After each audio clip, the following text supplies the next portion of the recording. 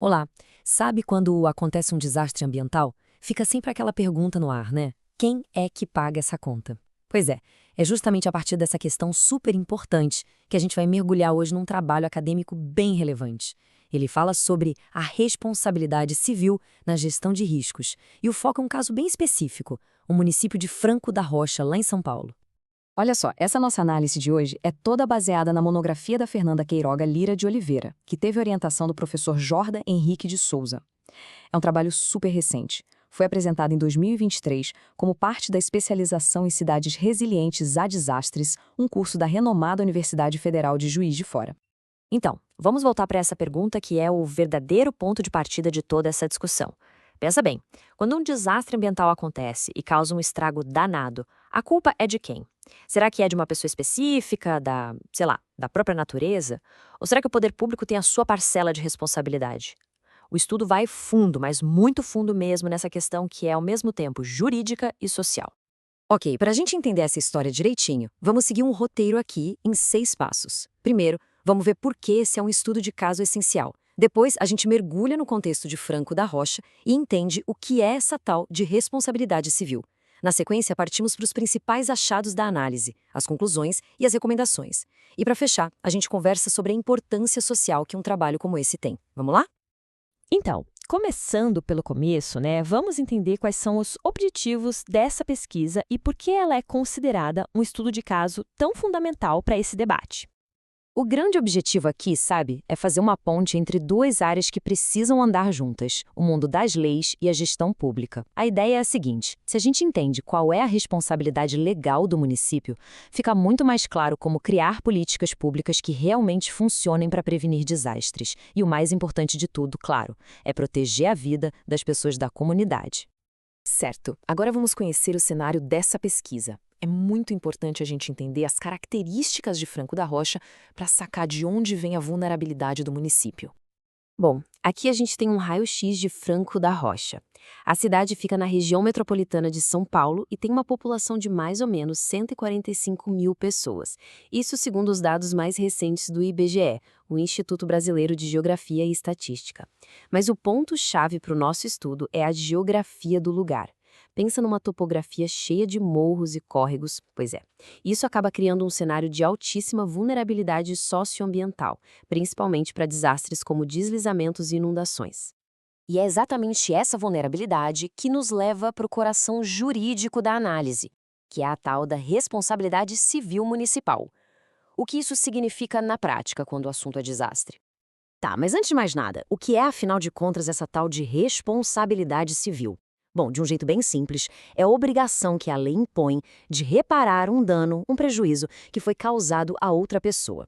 É um dos pilares do nosso sistema de leis, sabe? A ideia é garantir que haja justiça e que as vítimas sejam compensadas. E aqui atenção, porque a gente chega num ponto que faz toda a diferença. Para uma pessoa comum, a responsabilidade geralmente é o que a gente chama de subjetiva.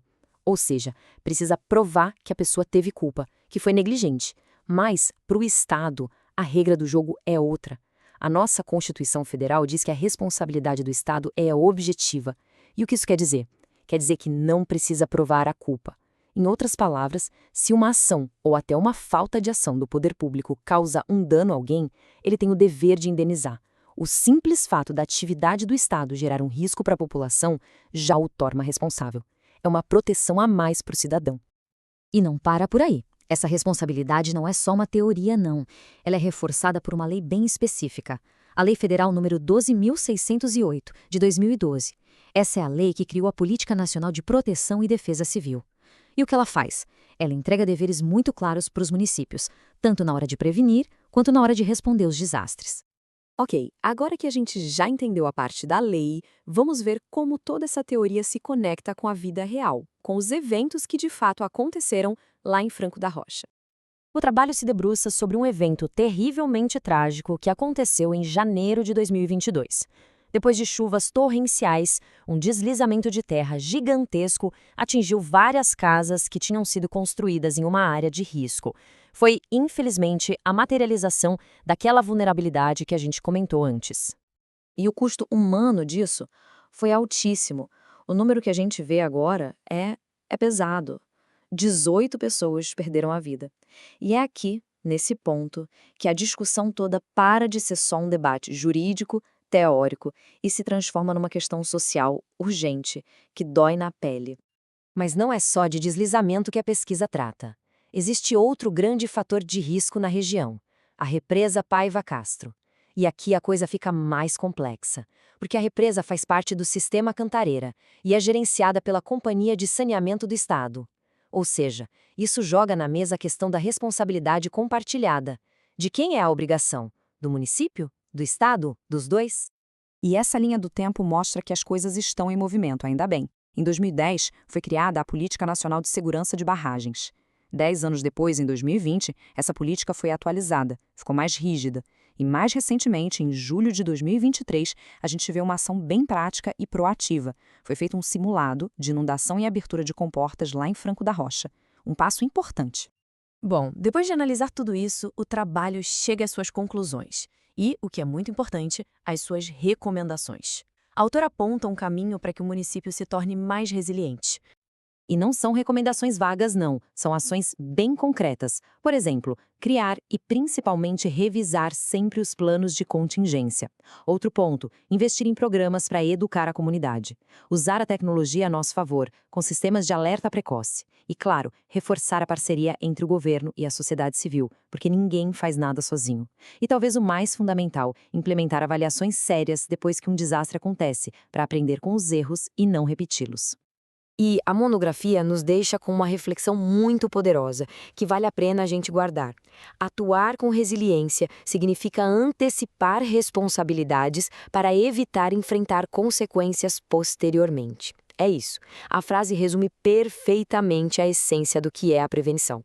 E tudo isso nos leva a pensar na importância social de um trabalho como esse, que vai muito, mas muito, além dos muros da universidade.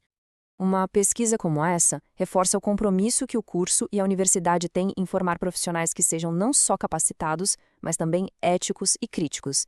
É um exemplo perfeito de como a academia pode e deve gerar conhecimento aplicado na prática, que serve para melhorar as políticas públicas e que contribui de verdade para a gente construir uma sociedade mais segura e mais resiliente para todos. Olha, o que a gente fez aqui foi um sobrevoo. Para quem quiser mergulhar fundo em todos os detalhes, a nossa recomendação é, claro, ler o trabalho original na íntegra. O link está aqui na descrição. E sabe, difundir conhecimento como este é super importante.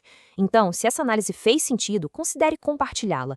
Assim, a gente ajuda essa discussão sobre como ter cidades mais seguras a chegar a mais gente. Ah, e um aviso importante. Este material que apresentamos é uma síntese do trabalho acadêmico e ela foi gerada de forma automatizada, com o apoio de ferramentas de inteligência artificial. E justamente por isso, o conteúdo que a gente viu aqui pode ter algumas simplificações ou até, quem sabe, alguma imprecisão. Por isso, a gente reforça. Para ter a versão completa e fiel, sem tirar nem pôr, o caminho é sempre consultar o estudo original. Combinado?